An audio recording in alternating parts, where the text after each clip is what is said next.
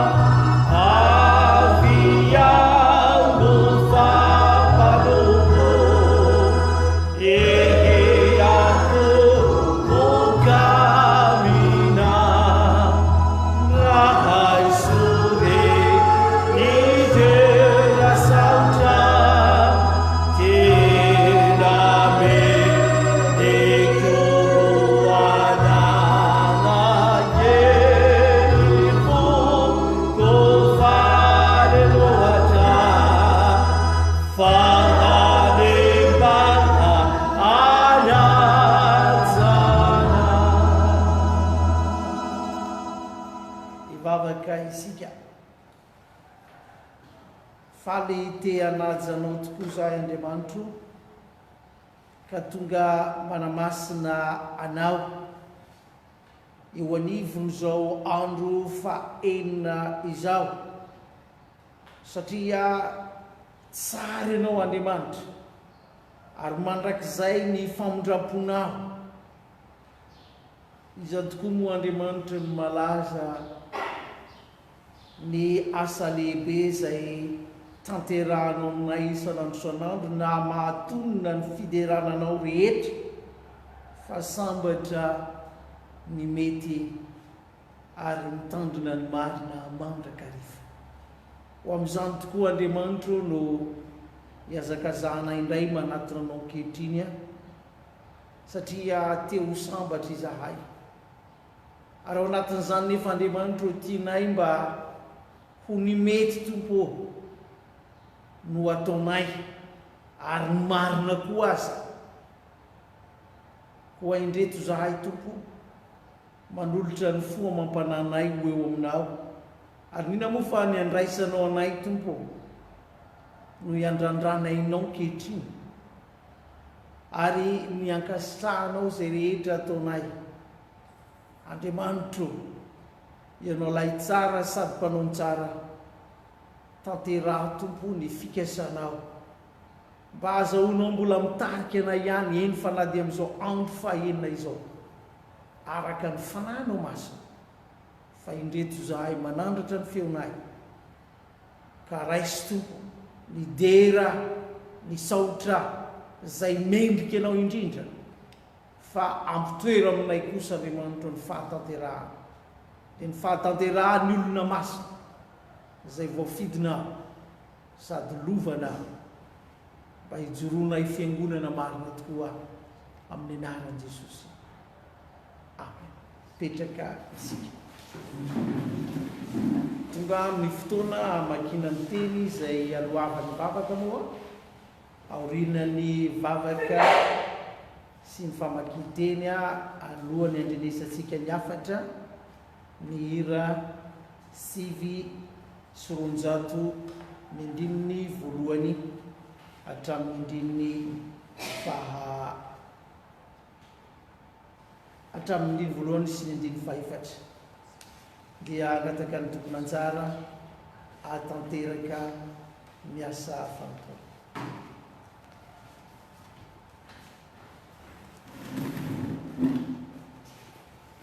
Miaraka hivavaka atsika. Misotranao zahay io fa nomenao fahasoavana amin'ity andro vaovao izay mbola tsy nodiavinay ity, ka mbola afaka mihaona aminao amin'ny alalan'izao fotoam-bavaka izay tanterahanay eto izao.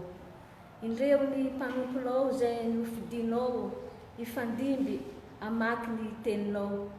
Tario ny fanahy masonao izy ireo mba ahafahany izy ireo mamaky tsy ampiamby ambana izany teninao izany. Io ny mpanomponao izay nofidinao hiara-iasa aminao fanahy masonao,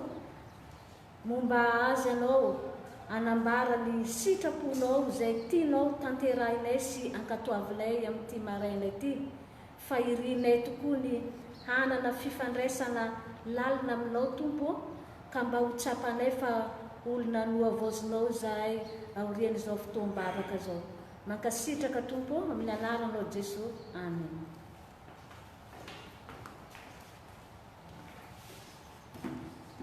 Iara-maky ny teny soratra masintsika, izany dia hitantsika amin'ny Ezekiela mpaminany toko 4:30, andininy 2:20 ka hatramin'ny 4:30. Dia toizantsika amin'ny filazantsarany Jaona voalohany, Jaona toko voalohany andininy 2:30 ka hatramin'ny 4:30. Ary faranantsika amin'ny epistiliny Romanina toko 9 andininy 12 ka hatramin'ny 17. Raha samy nahita isika dia iarahantsika mamaky amin'ny anaran'i Jesosy Kristy. Koa ataovy amin'ny taranak'Israely hoe, izao no lazain'i Jehovah Tompo, tsy noho ny antonareo no anaovako izany ry taranak'Israely, fa noho ny anarako masina izay nolotonareo tany amin'ny jentilisa izay nalehanareo, ary ho hamasiniko ny anarako lehibe izay efa nolotonareo tany amin'ny jentilisa, ka dia ho fantana fa izao no Jehovah, hoy Jehovah Tompo. Rehefa miseho ho masina eo masina aho amin'ny ataoko aminareo, fa alaiko avy amin'ny jentilisa ianareo, ary angoniko avy amin'ny tany rehetra, ka hoentiko amin'ny taninareo, dia ho fafazako rano madio ianareo, ka adio ny mba afaka amin'ny falotonareo rehetra sy ny sampinareo rehetra no anadiovako anareo, ary nomeko fo vaovao ianareo, ary fanahy vaovao no ataoko ao anatinareo, ary esoriko aminareo ny nofinareo fa fo vato, ka omeko fo nofo ianareo, ary ny fanahiko no ataoko ao anatinareo, ka tonga anareo handeha araka ny lalako sy tandrina ny fitsipiko ka hanaraka azy, ary onona amin'ny tany izay nomeko anorazanareo ianareo, ka olopo ianareo, ary izao ho Andriamanitrareo. Ary vonjeko afaka amin'ny falotonareo rehetra ianareo, ary antsoko sy ataoko vokatry ny vary, ary tsy hateraka anaterako mosary intsony ianareo ary ataoko ho vokatra koa ny voankazo sy ny vokatry ny sa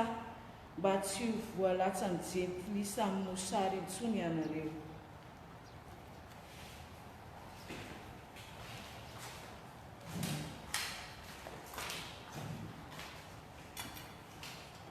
Ary Jaona nanambaraka nanao hoe, izaho nahita ny fanahy midina avy any an-danitra tahaka ny voromailala ka nitoetra teo ambony. Ary izaho tsy nahalala azy, fa izay naniraka ianao batisa amin'ny rano no nilaza tamiko hoe, izay ho hitanao idina ny fanahy sy toerana dia izy no mpanao batisa amin'ny fanahy masina. Ary nahita aho ka dia nanambara fa izy no zanak'Andriamanitra.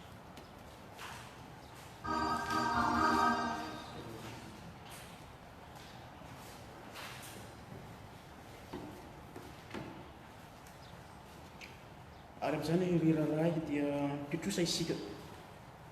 tsy amin'ny nofo nefa ka ho velona araka ny nofo, fa raha velona araka ny nofo ianareo dia tsy maintsy maty, fa raha ny fanahy no amonoanareo ny asan'ny tena dia ho velona ianareo, fa izay tanen'ny fanan'Andriamanitra no zanak'Andriamanitra, fa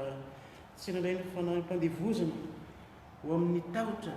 indray ianareo, fa andray ny fananganana anaka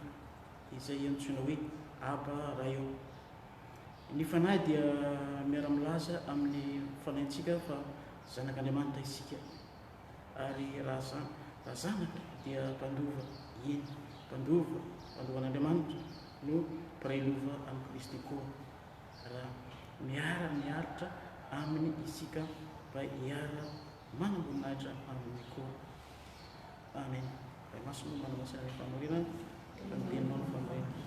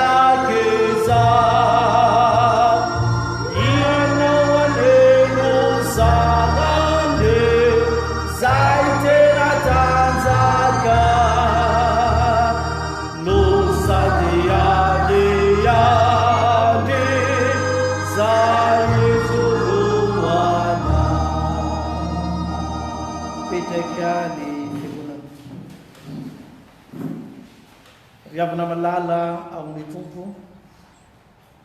ambarako aty am-piandohana fa tsara Jesosy, ary zany fahatsarana izany no asehony Jaona nanoratra ny filazantsara amintsika eto, raha mbola miaina tanteraka ilay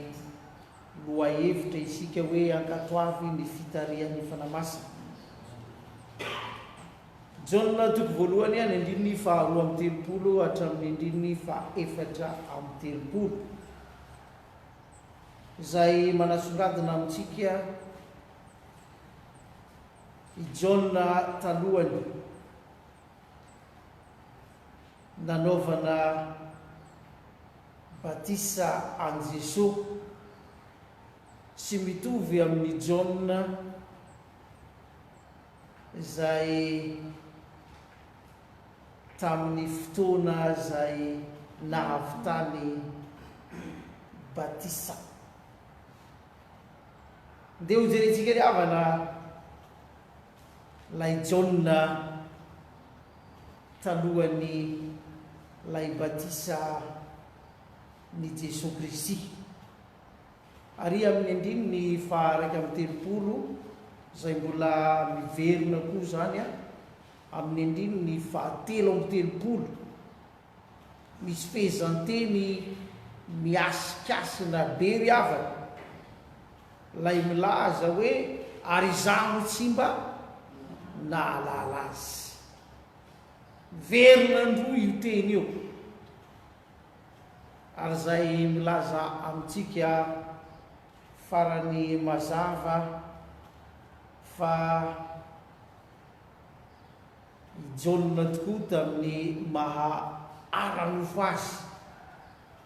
dia hita feno fa tsy nahalala any Jesosy Kristy satria inona moa ny zavatra nampandesaina manetreritra etoana dia zao hoe i Jauna dia zanaky ny rahavaviny reniny Jesosy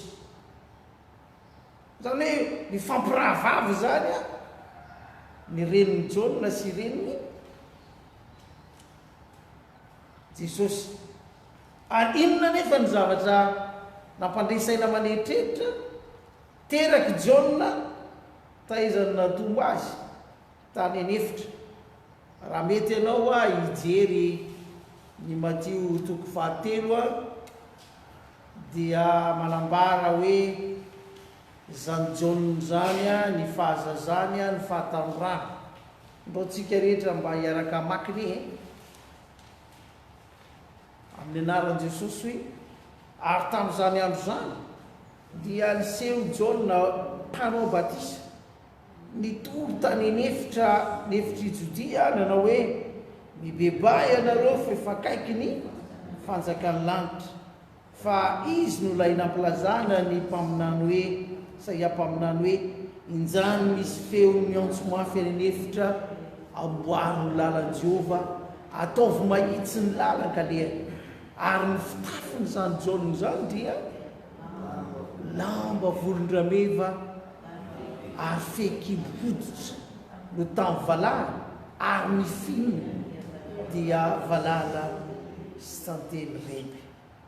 zany hoe manambara ny tontolo misy an'i Jauna tena tontolo manamarika hoe olona miaina anaty ala anefitra ary ny zavatra zay mampandesaina amaneritreritra izay fijery zay zany dia fantatra fa nanefy azy fa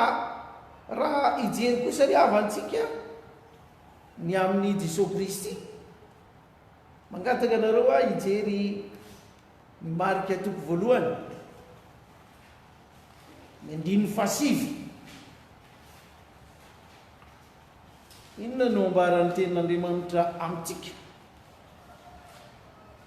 ndao rehetra ndao tsika samy hamaky amin'ny anaran'i Jesosy hoe ary tamin'izany andro zany dia tonga avy tany Nazareta any Galilea Jesosy ka nataony Jauna batisa tao Jordana ny anankiray ponina tany nefitra ny anankiray ponina an-tanan-dehibe satria Nazareta izany lay toerana zay nahazazan'i Jesosy Kristy ary nitombony efa azo lazaina vilona ary tsy nahagaga ry havana eo anivon'izao Jauna toko voalohany zao mahita hoe na dia tompirahalahy ihany izy roalahy fa i Jauna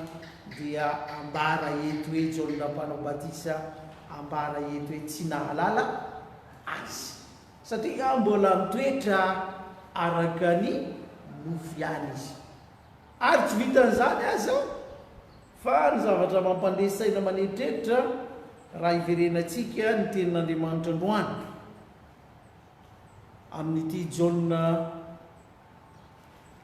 toko voalohany ity dia mahita isika fa i Jaona raha nahita an Jesosy Kristy ary indrindra moa fa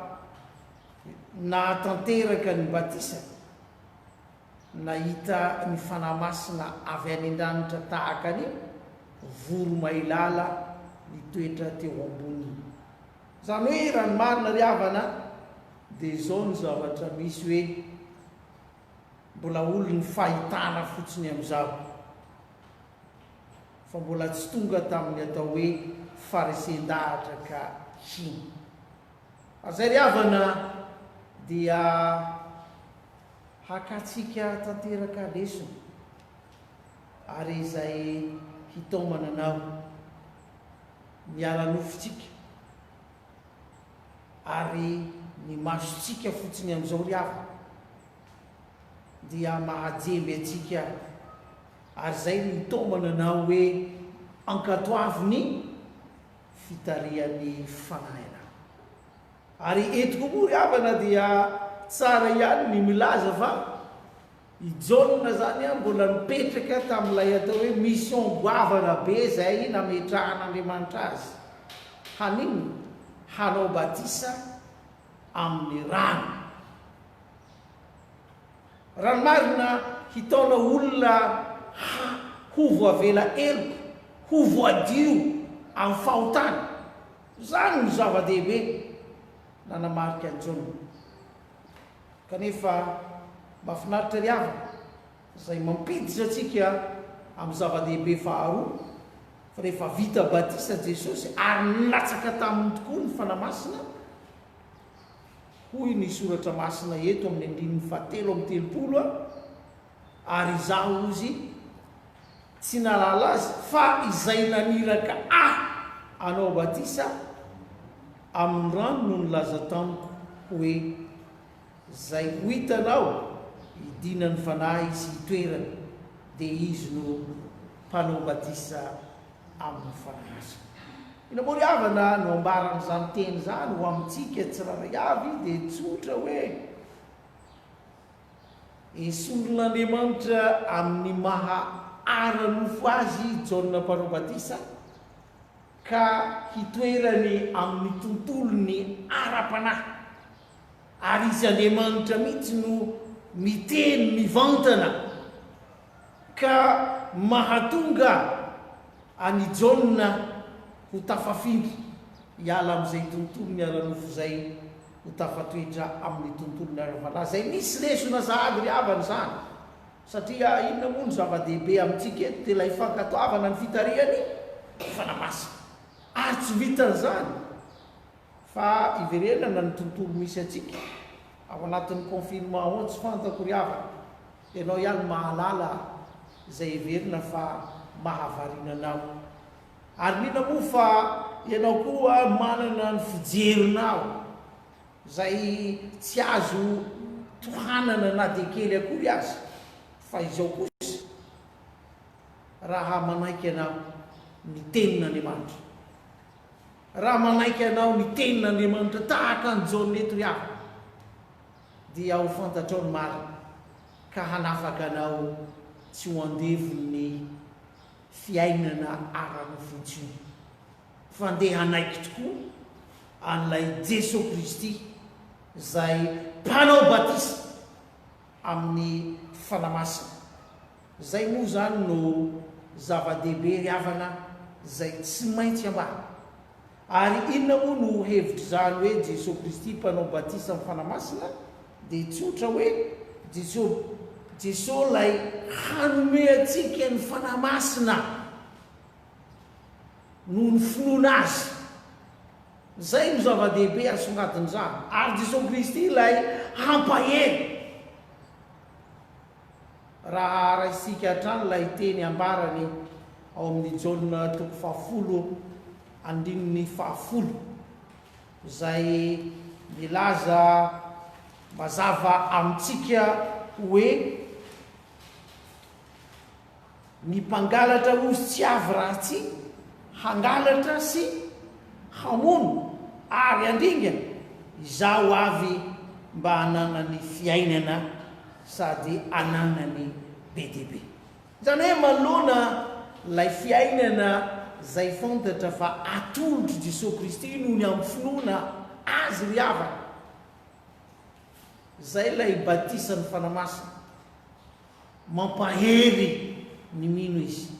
ary zany faherezana zany koa ry havana ny toerana tian'Andriamanitra hitoeranao ankehitriny na dia ao anatin'ny confinement izy ianao noho ny amin'ny finoana ao an' Jesosy Kristy mahery ianao ary nina moa fa lay fanahy mahery ka manafaka anao amin'ny fahosana hoy Paoly apôstôly zay ny toerana misy ianao ary zany ry havana lay antsonanao eto hoe ankatoava ny fitariany fanahy ianao tsy vita zany ihany ry havana zava-dehibe ao anatin'ity batisany fanamasina ity dia lay hoe hampianatra anao ny amin'ny famonjena Jesosy Kristy satria i Paoly ihany ry havana miara-manaiky an'izany ary miara-manasongadina an'izany hoe raha misy olona ao amin'ny Kristy izy dia olom-baovao izy ary teo anivony zao perikopa zao tsika ry havana hita lay Ezekela toko faha 4:30 teo ary raha mijeritsika ny fikasan'Andriamanitra ho an'ny zanak'Israely araky ny 9:20 dia zao ny zavatra voalazany hoe ary honona any amin'ny tany zay nomeko ny razanareo anareo dia oloka ianareo ary izaho kosa ho Andriamanitra ary zany ry havana lay zava-dehibe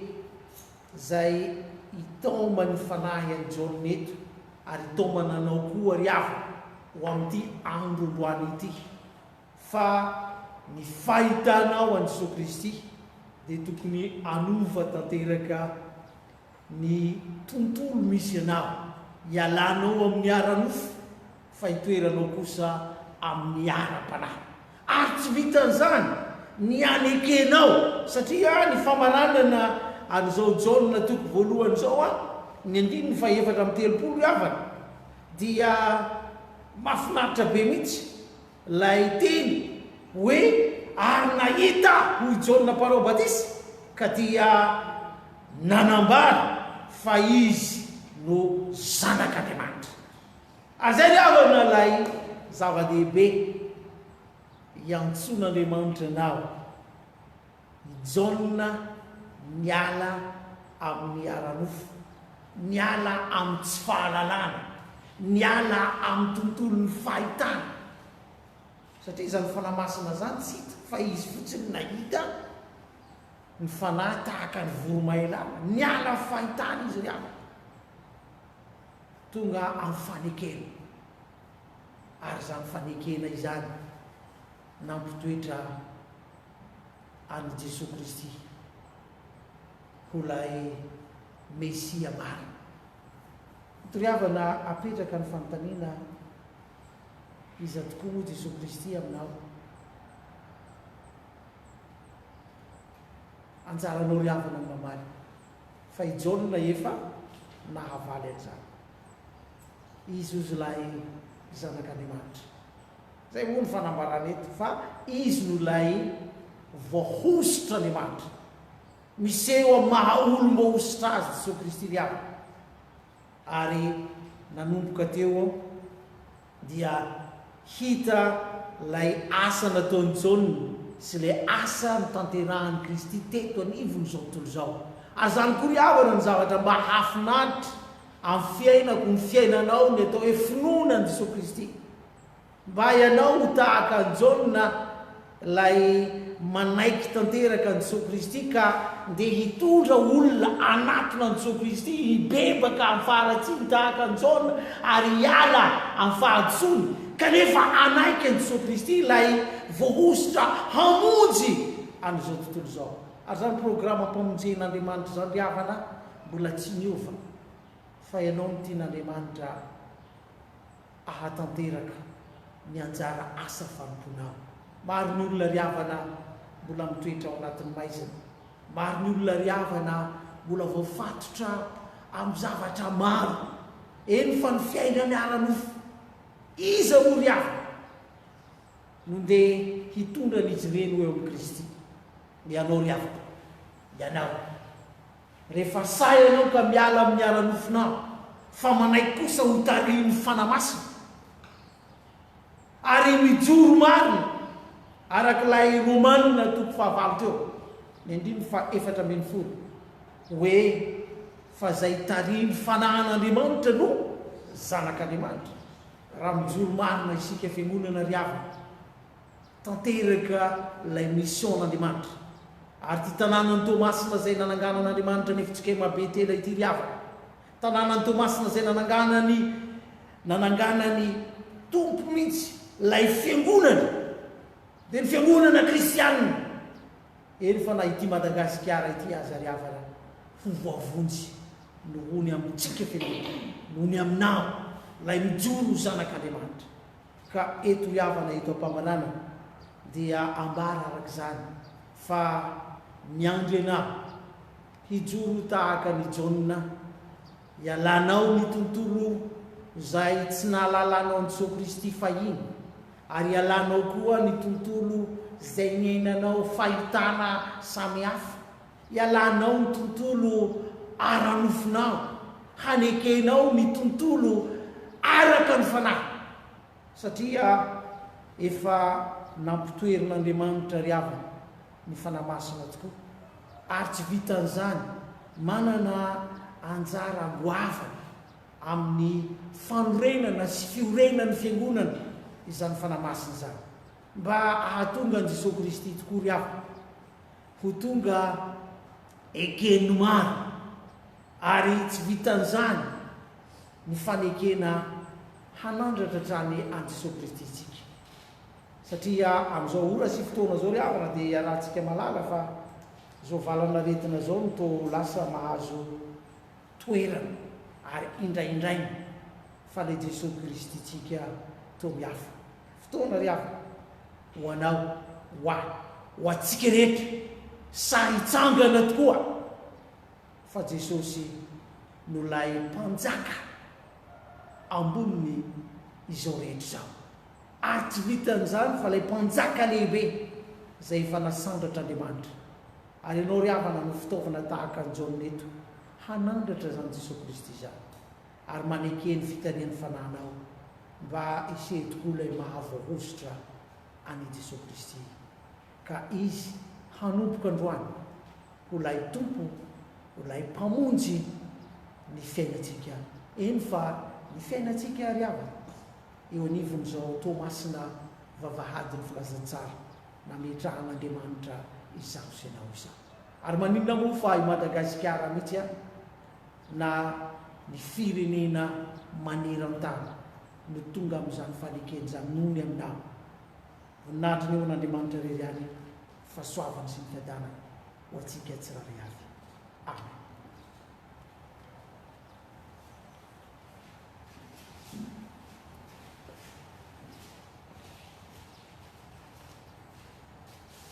Vavakantsika to Andriamanitra rainay io, misaotra anao mandrakariva zay ny amin'ny teninao, fa ny teninao no fahazavana, ny teninao no fahalalana, ny teninao no hamantarana ny tsara indrindra ao aminao. Raha nambara ny teninao fa ny mpanomponao zay milaza fa izao tsy mahalala azy, nitaonanao ka nahitanao Andriamanitra, nahitanao Jesosy Kristy tompo, ary nahalala ihany koa, fa ny fanahy no nitaona azy, aniraka azy, hiala amin'ny nofo amin'izay manageja azy, ary izay ihany no ambarany hijoroany vavolombelona, fa raha miala amin'ny faharatsiana ny olona dia tsy mahatazona izay azy fa momba an'Andriamanitra, ilay mpanefa sy mpiahy izao rehetra izao, mitantana ny olona amin'ny fahatsarana, fa izay tarihin'ny fanan'Andriamanitra no zanak'Andriamanitra. Misaotra Tompo, misaotra amin'ny teninao, fa mampianatra anay ianao, mitaona anay ianao, mba haizanay anatanteraka ny sitraponao, ahaizanay anaraka ny lalam-pahatsarana dia le fiainam-baovao zay meno anay isan'andro fa ambaranao fa ianao ny lalana sy fahamarinana ary ny fiainana. Ianao Jesosy Kristy no antony havelomana ho an'izay rehetra maka toy ny teninao, manaraka ny fitsipim-piainana avy aminao. Jesosy malalo, misaotranao izahay, misaotranao izahay fa mitaonay ianao anaiky ny fitarian'ny fanahy masina, fa izy ny lalana avy aminao Andriamanitra, menao ny zanakao ety amin'izao tontolo izao. Ankehitriny Tompo, hitanao ny manjo ny firenena sy izao tontolo izao, ny olona azy ny menao ny fofinaina, fantatrao reny, ary ianao Tompo teny farany Jesosy, ianao rery ihany no mahita ny fangiry firian'ny olona rehetra, eny na dia ireo tsy mino anao ary, ianao dia ianao rery ihany no anankinana izao manjo ny firenena malagasy izao tontolo izao noarenao izao. Matoky anao izay, manantena anao izay fa hamaha ny olana rehetra ianao, ary ianao izay mihaino vavaka no anankinan'izany dia no hivavaka ary ny olonao manerana n'izao tontolo izao izay mitoloko ampo tsy azo fijalianao. Jesosy, manantena anao izahay, matoky anao izahay fa hamaly anay ianao araky ny haben'ny famondramponao. Jehovah, izahay hiala amin'ny faharatsiana rehetra, tario lalana Tompo, ahay azona ny teninao izay sabatra ny fanahinay andavanay ny fitaky ny Satana. Saotra Tompo, saotranao izahay fa izay rehetra marary dia ianao no anasitrana, ianao no anafaka. Ataovy mahita anao tahaka ny Jaona izay ambara eto ireo olona ireo, ataovy mandreny feo anao Jesosy, ary na dia ao anatin'ny fangiry firiana dia hiantso ny anaranao, anolotra ny fiainana eo am-pelantananao, anome azy ireo hery ianao mba hanana ny fanantenana, fa velona sy mahery ny teninao. Tompo, misaotranao izahay, miteranao izahay, mankalazanao izahay fa tsara ianao ary mpanao tsara, dia mametraka izao tontolo izao no arinao, mametraka ny firenena malagasy eo am-pelantananao, aoka ny sitraponao no tanterahan'ny ambara tonga ampitondrana rehetra sy ny olona rehetra, fa aminao rery ihany no hananana fanantenana. Dia amin'ny anaranao Kristy, le miahy sy mikolokolo anay, le manolo-tsaina anay no anankinanay sy ametrahanay izany vavaka izany, satria fantatray fa miady ny adinay ianao, fa izahay aky. Maminay ankehitriny manakambana izany vavaka izany, amin'ilay vavaka tsara indrindra, izay nomenao ny mpianatra ho fahizay manao hoe: rainay io izay any an-danitra, fa masinina ny eny anaranao, ho tonga ny eny fanjakanao, atao any eny sitraponao, ety an-tany tahaka ny any an-danitra. Meo any eny io izay anasa asa ho anay, ary mamela mielokay tahaka ny nameranay izay mieloka taminay, ary aza mitondra anay amin'ny fakapana, manafahanay amin'ny ratsy, anao ny fanjakana sy ny hery ary ny voninahitra mandrakizay. Amen.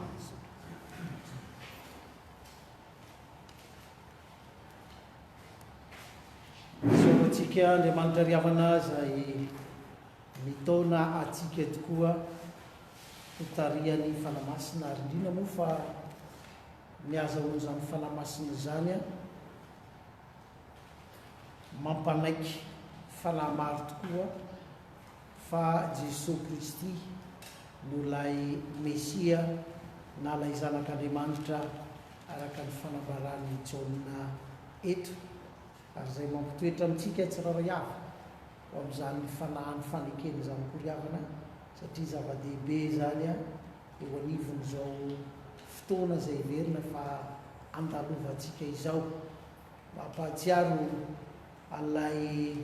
zanak'Israely izay tany anefitra ary tao anatin'ilay fahitana dia ilay mena rana varahana ry avana, fa izay mijery an'ilay mena rana ary nefa voakaikitra dia sitrana sady velona somatsara. Ary zay koa ry avana no lay taomanantsika amin'izao ora sy fotoana izao, izay mampanantena antsika famonjena ty andro faenina ity, ka dia mbola mitaonanao hatrany rapitso amin'ny 9 ora ka hatramin'ny 7 ora hiainantsika feno lay andro fahafito izay mamarana tanteraka ny herinandromasina, ary nefa moa hibanjinantsika ny andro lehibe dia ny fanomezan'Andriamanitra ny fanamasina dia ny andro Pentekostra, dia maniry atsika rehetra ry havana mbola afaka hiaraka hiazakazaka atrany le tsika hitsangana indray marana zao fotoana zao amin'ilay fanekempinoana kristianina zay raisatsika amin'ny fiangonana manerana n'izao tontolo zao. Mino an'Andriamanitra raisoa mpanao lahatra sy ny tany ary mino ny Jesosy Kristy zanahary tokana tompontsika zay hitorotoroana tamin'ny fanahy masina nateraka Maria Virginy mijanona nampakampitopolato nombona tamin'ny hazo fijaliana matika nanevina midina tany Evenantsika nitsangana tamin'ny maty tamin'ny andro fahatelo niakatra le-danitra nipetraka ankavan'Andriamanitra raisoa avy any miaviny tsara ny velona sy ny maty. Mino ny fanahy masina fiangonana masina manerana zao tontolo zao fiangonan'olona masina famelan-kely fitsangana ny tena maty amin'ny fiainana manak'izay.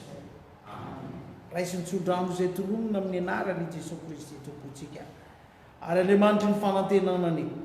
ameno anareo amin'ny fifaliana sy ny fiadanana rehetra amin'ny finoanareo mba hitombonareo amin'ny fanantenana noho ny hery ny fanahy masina ho azy neny voninahitra sy ny fanjakana mandrakizay fa ho aminareo zay amin'ny Kristy neny fiadanana.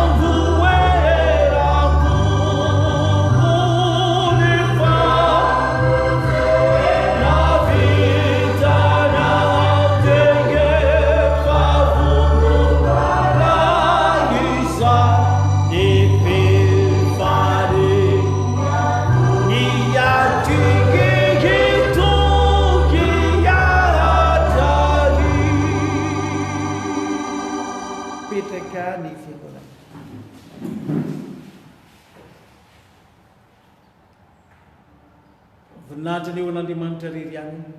amin'ny anaran'ny Ray sy ny Zanaka ary ny fanahy masina. Amen. Mazotomy sakafo daholo fa hitombotsika rehetra.